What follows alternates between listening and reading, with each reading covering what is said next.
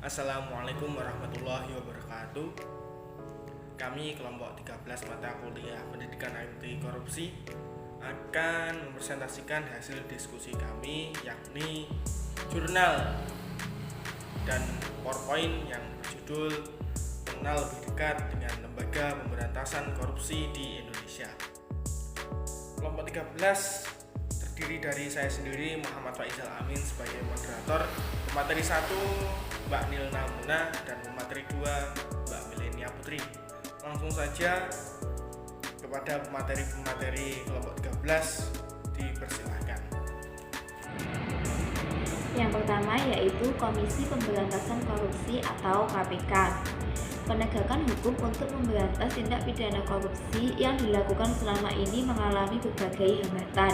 Untuk itu diperlukan suatu badan khusus untuk memberantas tindak pidana korupsi yang mempunyai kewenangan luas, independen, serta bebas dari kekuasaan manapun dalam upaya pemberantasan tindak pidana korupsi.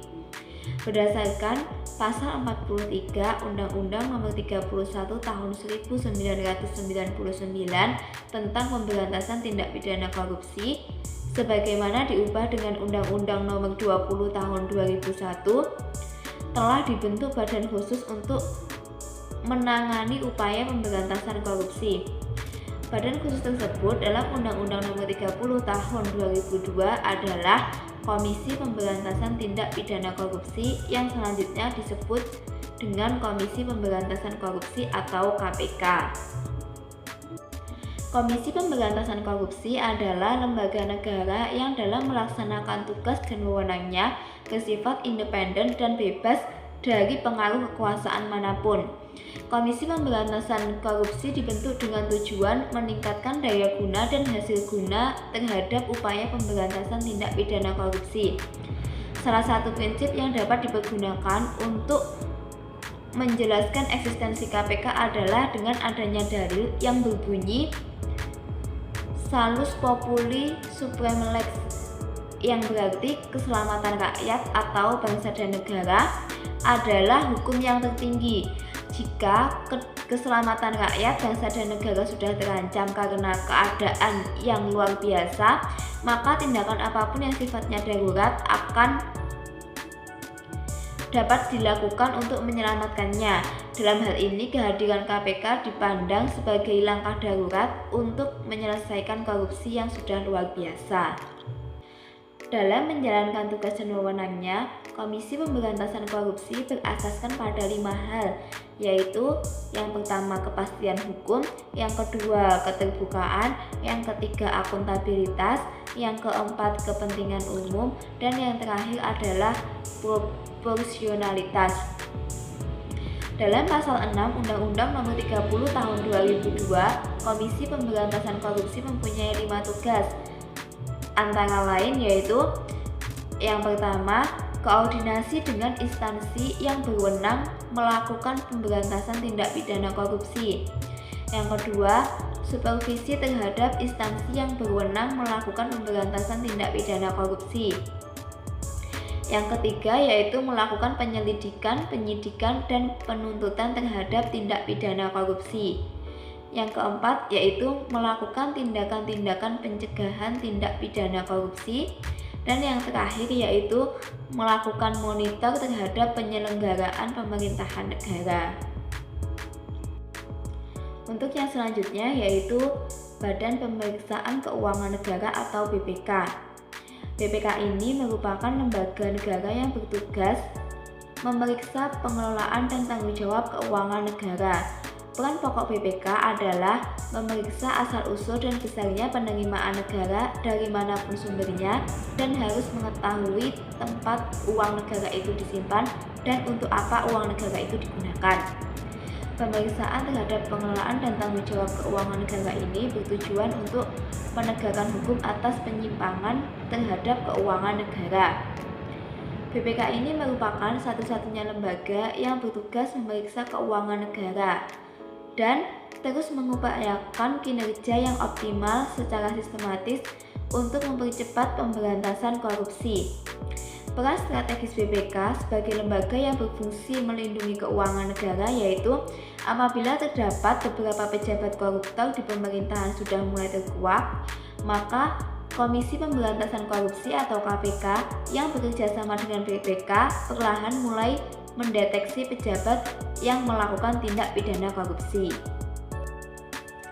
Wewenang BPK menurut Pasal 9 Undang-Undang Nomor 15 Tahun 2006 tentang BPK adalah 1. Menentukan objek pemeriksaan, merencanakan dan melaksanakan pemeriksaan, menentukan waktu dan metode pemeriksaan, serta menyusun dan menyajikan laporan.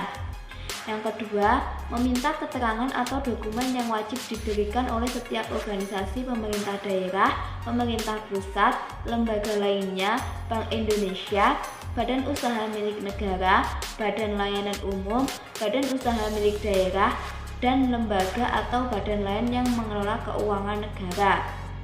Yang ketiga, melakukan pemeriksaan tempat penyimpanan keuangan dan barang milik negara di tempat pelaksanaan kegiatan, pembukuan dan tata usaha keuangan negara, serta pemeriksaan terhadap perhitungan-perhitungan, surat-surat, bukti-bukti, rekening, pertanggungjawaban, dan daftar lainnya berkaitan dengan pengelolaan keuangan negara. Yang keempat, menetapkan jenis dokumen, data, serta informasi mengenai pengelolaan dan tanggung jawab keuangan negara. Yang kelima, menetapkan standar pemeriksaan keuangan negara setelah konsultasi dengan pemerintah pusat atau pemerintah daerah yang wajib digunakan dalam pemeriksaan pengelolaan dan tanggung jawab keuangan negara. Yang keenam, menetapkan kode etik pemeriksaan pengelolaan dan tanggung jawab keuangan negara. Yang ketujuh, menggunakan tenaga ahli dan atau tenaga pemeriksa di luar BPK yang bekerja untuk dan atas nama BPK. Yang kedelapan, membina jabatan fungsional pemeriksa.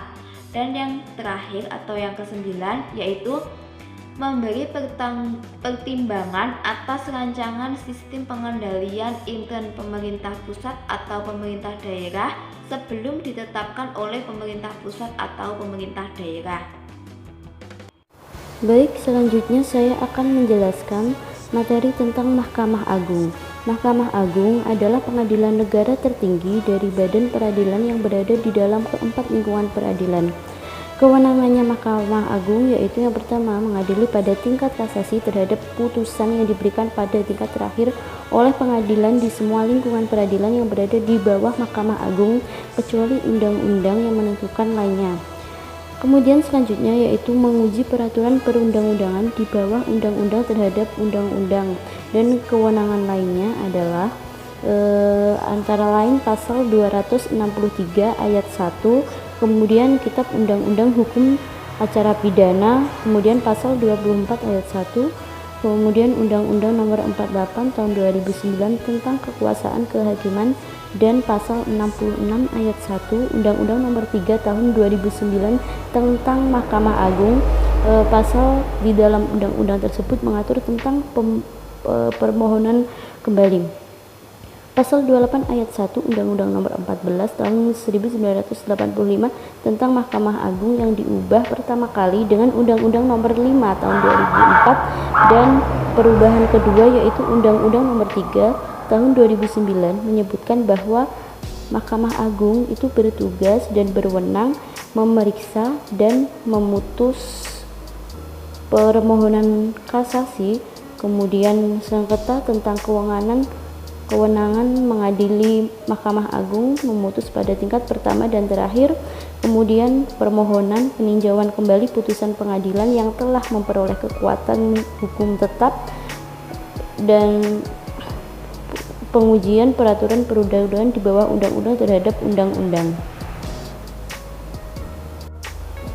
Mahkamah Agung, elemen utama pemberantasan korupsi. Mahkamah Agung bekerjasama dengan Komisi Pemberantasan Korupsi telah melakukan tindakan yang selama ini menjadi kritik dan sorotan masyarakat tentang masih adanya dugaan mafia peradilan. Kerja serius tersebut telah dibuktikan dengan dilakukan operasi tangkap tangan, tidak hanya melibatkan oknum aparatur pengadilan, tetapi juga melibatkan pihak lain, yaitu oknum masyarakat yang memberi suap dan oknum advokat yang terlibat di dalamnya. Kebijakan amputasi atau pemberhentian sementara secara langsung terhadap aparatur Mahkamah Agung dan aparatur badan peradilan di bawahnya sebagai pilihan terakhir setelah upaya pembinaan tidak berhasil. Pimpinan Mahkamah Agung memberikan apresiasi dan menyampaikan terima kasih kepada pihak manapun terhadap upaya pembersihan aparatur nakal di lingkungan Mahkamah Agung dan badan peradilan di bawahnya.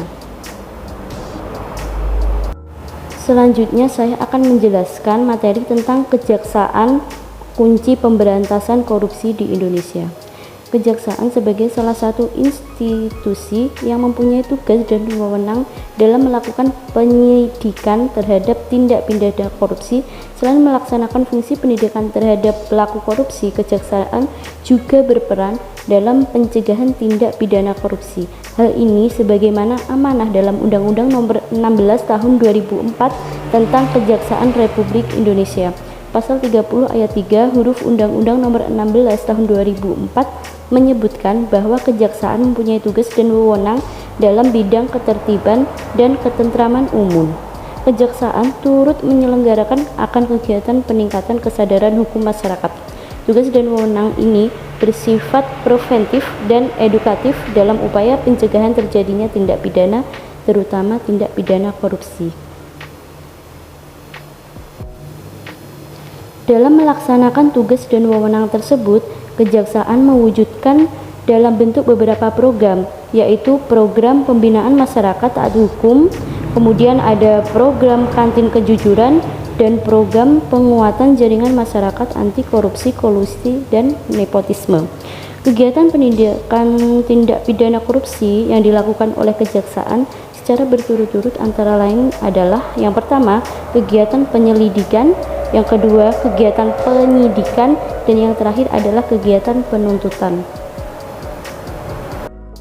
Baik, untuk opsi E, Bareskrim Polri merupakan unjuk tombak pemberantasan korupsi. Polri merupakan alat negara yang berfungsi untuk melindungi dan mengayomi masyarakat. Tanpa Polri, di negara ini tidak bisa tercipta keamanan dan ketertiban. Peran Polri dalam kasus tindak pidana korupsi sangat penting. Hal ini dikarenakan Polri sebagai tombak dalam menegakkan hukum. Polri bertugas melakukan penyelidikan dan penyidikan terhadap semua tindak pidana sesuai dengan hukum acara pidana dan peraturan perundang-undangan lain sebagaimana yang dijelaskan dalam Undang-Undang Nomor 2 Tahun 2002 tentang Kepolisian Negara Republik Indonesia. Penyidikan, penuntutan, dan pemeriksaan di sidang pengadilan dalam perkara tindak pidana korupsi harus didahulukan dari perkara lain guna mempercepat penyelesaian perkara tersebut.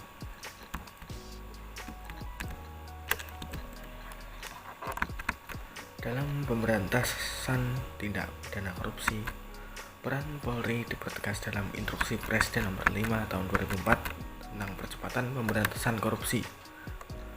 Huruf 11 butir 10 menginstruksikan khusus Kepala Kepolisian Negara Republik Indonesia untuk: yang pertama, mengefektifkan dan mengefisienkan upaya-upaya penyidikan terhadap tindak pidana korupsi untuk menghukum pelaku dan menyelamatkan uang negara. Yang kedua, mencegah dan memberikan sanksi tegas terhadap penyalahgunaan wewenang yang dilakukan oleh anggota Kepolisian Negara Republik Indonesia dalam rangka penegakan hukum. Yang ketiga, meningkatkan kerjasama dengan Kejaksaan Republik Indonesia, Badan Pengawas Keuangan dan Pembangunan, Pusat Pelaporan dan Analisa Transaksi Keuangan, dan institusi negara yang terkait dengan upaya penegakan hukum dan pengembalian kerugian negara akibat tindak pidana korupsi. Baik, terima kasih kepada pemateri kelompok 13. Berikut tadi merupakan uraian lembaga pemberantasan korupsi di Indonesia. yakni KPK, ada BPK, ada Bareskrim, dan Kejaksaan Agung maupun Mahkamah Agung. Kami kelompok 13 mengucapkan terima kasih sebesar-besarnya, dan apabila ada kurang lebihnya kami mohon maaf. Wassalamualaikum warahmatullahi wabarakatuh.